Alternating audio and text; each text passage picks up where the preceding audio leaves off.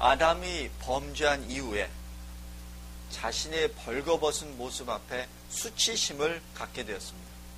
또 하나님의 부르심 앞에 두려움을 갖게 되었습니다. 이제 하나님은 아담이 범죄함에 대한 심판을 하고 계십니다.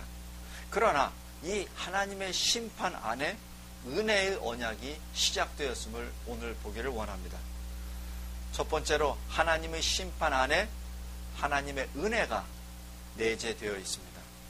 44절, 45절입니다. 뱀에 대한 심판은 그 안에 원시 복음이 내재되어 있습니다. 창세기 3장에 기록된 최초의 범죄는 뱀이 하나님의 언약을 맺고 지키는 자들, 다시 여기서 아담과 그의 아내를 꾀어 하나님께 대적하게 만들었습니다. 여자가 사단의 속임수에 빠져 넘어갔습니다. 아담과 여자가 함께 유혹에 넘어갔으며 그 아담과 여자는 하나님을 대적하는 편에 서버렸습니다. 다시 얘기해서 사단, 여자, 아담 순으로 하나님께 대적하였습니다. 그래서 하나님은 사단, 여자, 아담 순으로 벌을 내리셨습니다. 먼저 뱀에 대하여 하나님의 심판이 내려졌습니다. 하나님은 여자와 아담에게 질문했던 것처럼 뱀에게는 질문하지 않으셨습니다. 왜냐하면 뱀의 대적 행위는 이미 확인되었기 때문입니다. 질문의 여지가 필요 없게 된 것이죠. 그러므로 뱀은 용서받을 소망이나 기회마저도 없게 된 것입니다. 우리는 반면에 어떻습니까? 하나님이 우리를 용서해 주셔야만 하는 이유는 없습니다.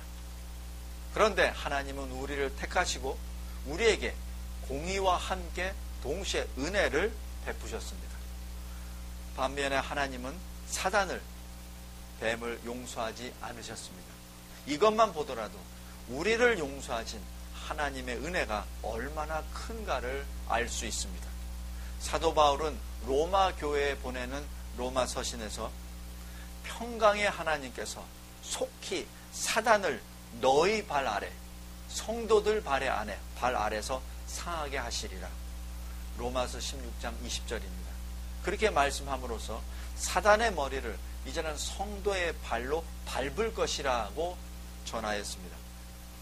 15절에 기록된 심판을 잘 보십시오. 하나님의 은혜가 포함되어 있습니다. 내가 너로, 나 하나님이 너, 뱀, 사탄으로 여자와 원수되게 하고 라고 기록되어 있습니다. 여기서 원수가 되게 한다는 것은 전쟁을 의미합니다. 하나님이 여자와 뱀 사이에 원수가 되게 하셨다는 뜻이죠. 이는 여자와 여자의 대적으로부터 여자를 보호하기 위하여 하나님이 여자를 뱀과 원수가 되게 하신 것입니다. 뱀에 대한 하나님의 심판에는 여자와 모든 인류를 향한 은혜가 포함되어 있습니다. 왜냐하면 하나님이 사단과 여자 사이에 원수가 되게 하셨기 때문이며 또 여자와 여자의 대적 사이를 나누셨기 때문입니다. 여기서 여자는 사단의 거짓말의 유혹에 넘어갔다는 사실을 잊어서는 안 됩니다. 하나님은 유혹을 받고 속임수에 넘어간 여자와 유혹하고 여자를 속인 뱀, 여자의 대적, 사탄 사이에 장애물, 원수관계, 전쟁을 심어 놓으신 것입니다. 하나님은 사람의 마음을 사단과 원수가 되게 하셨습니다. 그래서 사람을 향한 구원 역사를 실은 시작하신 것입니다. 이는 아담의 타락 이후 사람 편에서 시작한 것이 아니라 하나님의 편에서 시작하신 것입니다. 하나님의 선수적인 구원 역사가 우리의 속성을 변화시킨 것이죠. 하나님과 원수가 된 것이 아니라 사단과 원수가 된 게 한 것입니다. 크리스천의 삶은 종종 싸움, 전쟁, 전투로 묘사가 됩니다. 이 크리스천 전쟁의 근원은 창세기 3장 15절 오늘 본문에부터 시작됩니다. 주님이 이 전쟁을 주도하고 계십니다. 구속사는 하나님이 주관하시는 전쟁 역사입니다. 우리 크리스찬이 감당하는 전쟁은 우리와 우리 안에 있는 죄와의 전쟁입니다. 그리고 우리를 에워싸고 있는 이 죄, 우리를 에워싸고 있는 이 세상과 우리와의 영적 전쟁입니다. 이러한 영적 전쟁은 하나님의 은혜 언약으로부터 시작됩니다.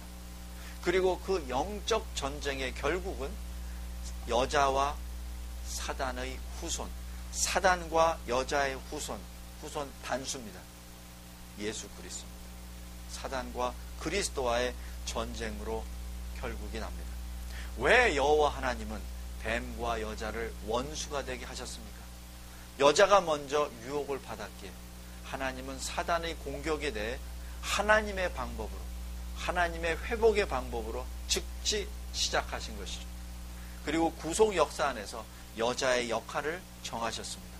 사단을 공격하기 위하여 하나님의 구속 계획 안에 여자를 하나의 선한 수단으로 사용하신 것입니다.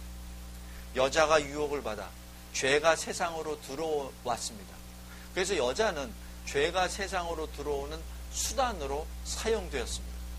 같은 방법으로 주님은 여자를 통하여 세상의 구주를 이 세상으로 보내시는 방법으로 사용하셨습니다.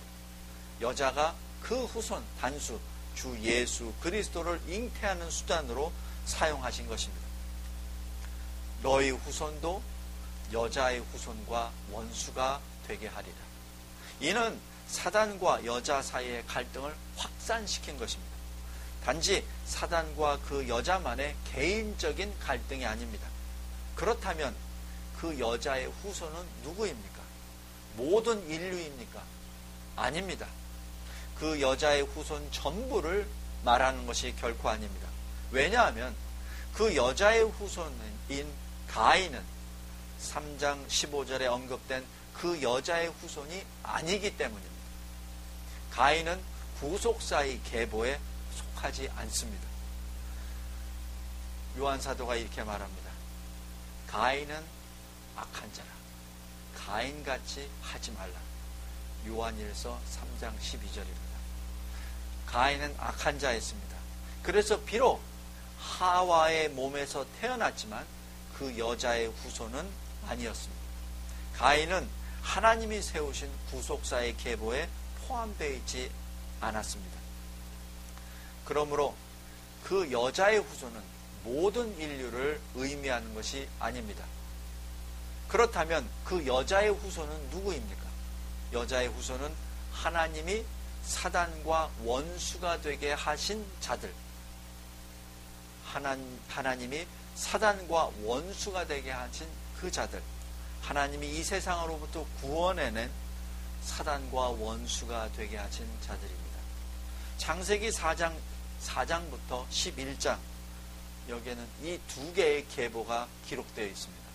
하나님께 반역한 무리들의 계보, 또 여자의 후손들의 계보가 기록되어 있습니다. 먼저 사단의 후손, 하나님께 반역한 무리들을 보겠습니다. 창세기 4장 1절부터 17절까지 가인이 소개됩니다. 가인은 인류 역사상 최초로 살인자입니다. 자신의 동생 아벨을 죽인 자입니다. 그리고 창세기 4장 19절부터 24절까지 라멕이 소개가 됩니다. 여기 라멕은 똑같은 이름으로 두 사람이 있습니다. 한 사람은 여기에 나와 있는 라멕이요, 또 한 사람은 노아의 아버지 라멕입니다. 그래서 이 첫 번째 사람은 악한 자요, 노아의 아버지는 의의 사람입니다. 첫 번째 소개된 이 라멕이 이 창세기 4장 19절에서 24절에 소개됩니다. 이 라멕은 역사상 처음으로 2명의 아내를 취하였던 자요, 자신의 악행에 대하여 자랑하였던 악한 자이었습니다. 그리고 창세기 6장 1절로 6절에는 노아의 시대에 대하여 이렇게 기록합니다. 여호와께서 사람의 죄악이 세상에 관영함과 그 마음의 생각, 모든 계획이 항상 악할 뿐이라고 기록합니다. 이는 바로 사단의 후손들에 관한 내용입니다. 창세기 10장 8절에서 10절에 사냥꾼 니므롯이 나옵니다. 또 창세기 11장 1절에서 9절에 시날 평야에 모여든 바벨탑을 쌓던 사람들이 또 나옵니다. 이 모두가 사단의 후손들의 계보입니다. 다음에 여자들의 후손입니다. 창세기 4장 25절 26절에 하나님은 죽은 아벨 대신 셋을 주셨습니다. 셋은 바로 그 여자 후손의 계보입니다. 그리고 5장 22절 24절에 에녹이 나옵니다. 그 에녹은 셋의 후손입니다. 여기에 또 5장 28절 29절에 라멕이 나옵니다. 이 라멕도 셋의 후손이요 노아의 아버지입니다. 그리고 노아가 기록됩니다. 이 모두 경건한 셋의 후손, 여자의 후손입니다. 창세기 4장에서 11장에 사단의 계보와 여자의 계보가 함께 기록되어 있습니다. 이 얘기는 같은 시대, 같은 공간 속에 여자의 후손과 사단의 후손이 함께 공존하였다는 사실입니다. 이것이 하나님의 역사입니다. 함께 공존하고 있으면서 우리를 여자의 후손으로, 우리를 셋의 후손으로 택하셨다는 그 자체가 하나님의 절대 주권적인 선택이요 하나님의 불가항력적인 은혜입니다. 그래서 창세기 3장 15절을 원시복음 프로토 에반겔리온이라고 부릅니다. 이 원시복음 안에 아담과 하와 그리고 노아 홍수 이전의 족장들은 그 믿음으로 구원을 받았다라고 매튜 헨리는 주장하고 있습니다. 성도 여러분, 그런데 크리스찬이라고 하면서도 우리는 늘 우리 안에 영적 전쟁을 하고 있지 않습니까? 왜 그렇습니까? 영적 전쟁을 한다는 것은 우리가 구원을 받지 못했다는 표적이 아닙니다. 우리가 영적 전쟁을 하고 있다는 것은 우리가 살아있다는 표식입니다. 우리가 하나님의 은혜 가운데 있다는 증거입니다. 왜냐하면 우리는 죄에 대하여 여전히 내적인 갈등을 겪고 있기 때문입니다. 우리가 이러한 갈등에만 빠져 있다면 그 빠져 있다는 그 자체는 사단이 좋아하는 것입니다. 죄와의 전쟁, 우리가 거하고 있는 육신과의 전쟁은 우리가 영적으로 살아있다는 표식이라고 말하였습니다. 우리가 죄와 씨름을 하고 있는 자신을 볼 때 그 죄로 인하여 우리가 실망하고 또한 패하곤 합니다. 그러나 우리 안에 계시는 성령의 역사, 주님이 우리 안에 심어준 죄와 악에 대한 전쟁, 하나님이 주도하시는 영적 전쟁의 결과 우리가 살아있다는 사실, 우리에게 영생이 보장되어 있다는 사실을 분명하게 보시기 바랍니다. 성도 여러분, 우리 삶 속에서 죄를 지으면서도 평화를 누릴 수 있습니까? 회개하라는 설교를 듣고도 오히려 화가 납니까? 성경에서 악을 행하지 말라고 했는데 그 악과 무관하게 살면서도 만족하고 있습니까? 그렇다면 이는 매우 심각한 표시입니다. 우리 영혼이 병들었다는 표시입니다. 아니, 우리 영이 죽었다는 심각한 표시이기도 합니다. 신자는 주님과의 교통이 끊어진 상태에서 사는 것에 만족할 수 없습니다. 아니, 존재할 수가 없습니다. 하나님의 말씀 안에서 계시된 그 생명의 길로부터 떨어질 수 없습니다. 하나님이 중생케 하신, 하나님이 다시 살리신 모든 사람들은 하나님이 그 마음에 영적 전쟁을 할 수 있는 마음을 심어 주셨기 때문입니다. 그래서 하나님과 단절된 관계에서 산다는 사실을 결코 용납할 수 없습니다. 이는 하나님이 우리를 죄와 원수되게 하셨기 때문입니다. 하나님은 우리 자신 안에 있는 죄를 억제하시기를 원합니다. 그런데 이를 우리 스스로 할 수 없습니다. 우리는 성령의 은혜에 의지할 수밖에 없습니다. 둘째로 여자에 대한 하나님의 심판을 봅니다. 16절입니다. 내가 네게 잉태하는 고통을 크게 더하리니 내가 수고하고 자식을 낳을 터이고 너는 남편을 사모하고 남편은 너를 다스리리라. 이 타락 이전에 하나님이 세우신 결혼과 자녀를 낳는 명령입니다. 이 명령은 계속해서 유효하고 이어지는 것입니다. 자녀를 낳는 자체가 벌이 아닙니다. 심판이 아닙니다. 벌은 임신부터 아이를 낳고 키우는 데 있어서 슬픔과 고통이 따른다는 것입니다. 그리고 만약 그 자녀가 악하거나 어리석다면 그 고통은 더욱 가중될 것입니다. 16절 후반에 남편은 너를 다스릴 것이니라 라고 기록합니다. 원래 창조에서도 남편과 아내 사이에 질서가 있었습니다.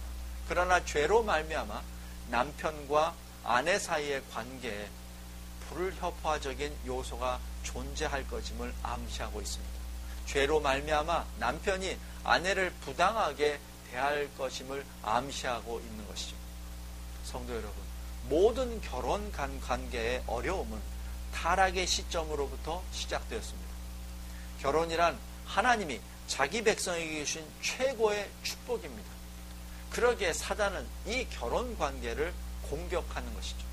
그래서 사단이 결혼 관계를 공격하는 것은 놀라운 일이 아닙니다. 서로 돕고 의지해야 되는 결혼 생활 속에서 고통이 있다는 것은 바로 우리의 죄의 결과입니다. 항상 수고해야 됩니다. 항상 힘듭니다. 사단은 이 점을 노리고 있습니다.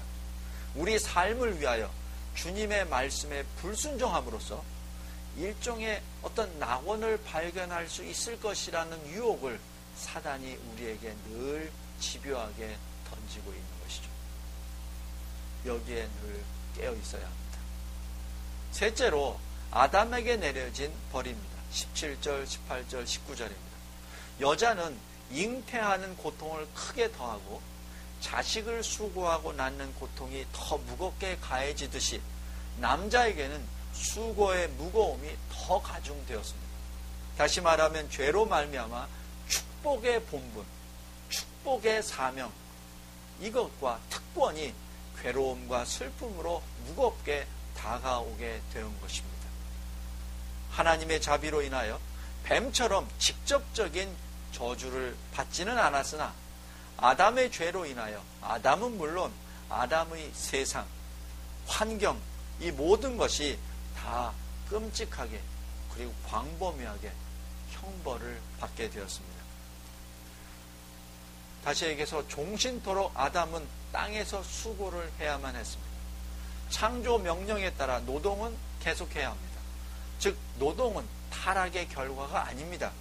그런데 노동을 하는 데 있어서 수고해야 되며 힘들며 고통을 받아야 하며 슬픔이 있다는 사실이 타락의 결과입니다. 다시 말하면 노동 자체, 일 자체는 축복이며 사람을 위하여 세우신 하나님의 원래의 계획 중에 하나입니다. 주목할 것은 그러한 수고 안에 고통이 따른다는 사실입니다. 그리고 경작해야 할 땅도 가시덤불과 엉겅퀴를 내므로써 노동이 힘들게 되어버렸습니다. 이에 대하여 예수님은 이렇게 설명하십니다.